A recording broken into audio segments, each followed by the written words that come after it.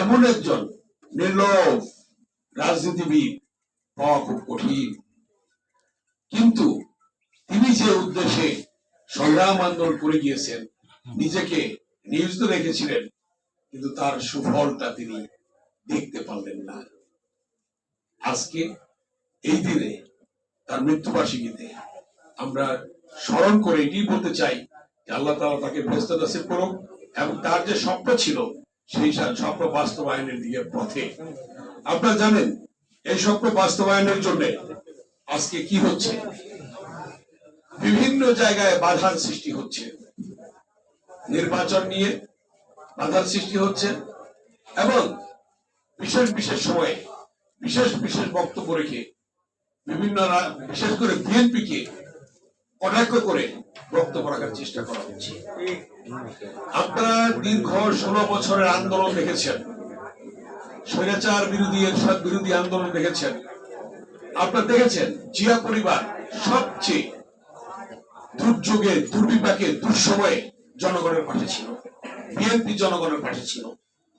1971 সালে 25শে মার্চ যখন হানাদার বাহিনী, পাকিস্তানি হানাদার বাহিনী আক্রমণ করে ঢাকায়, তারপরের দিন জনগণ দিক ছিল। কি হলো? চট্টগ্রামের কালুরঘাট প্রধান কেন্দ্র থেকে শহীদ রাষ্ট্রপতি জিয়াউর রহমান স্বাধীনতার ঘোষণা দিলেন। সেনাবাহিনী নামলো, পিডিআর নামলো, পুলিশ নামলো এবং বাংলার দামাল ছেলেরা মুক্তিযুদ্ধে অংশগ্রহণ করলো। দেশ স্বাধীন হলো লক্ষ লক্ষ শহীদের রক্তের বিনিময়ে, মা বোনদের ইজ্জতের বিনিময়ে।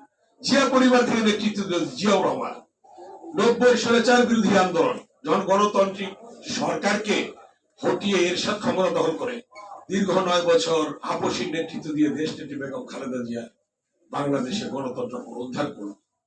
এবং তার পরবর্তীতে জানেন জিয়া পরিবার থেকে নেতৃত্ব দেওয়া হয়েছে আপসীন ভাবে। আরেকজন নেত্রী ছিলেন, বারবার বেইমানি করেছে জনগণের সাথে, শহীদের রক্তের সাথে, তার ফলাফল দেখেছে। 91 সালে বিএনপি ক্ষমতায় আসলো, ষড়যন্ত্র শুরু হলো, চক্রান্ত শুরু হলো। বিএনপি তৎকালীন সিনিয়র যুগ্ম মহাসচিব তারেক রহমান এই বাংলাদেশকে সামনের দিকে এগিয়ে নিয়ে যাওয়ার জন্য, জিয়ার স্বপ্ন বাস্তবায়নের জন্য, একটি আধুনিক বাংলাদেশ গড়ে তোলার জন্য তিনি চেষ্টা করলেন।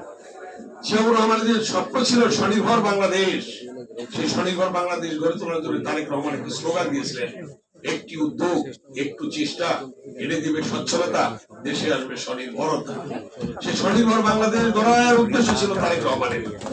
আপনারা জানেন আজকে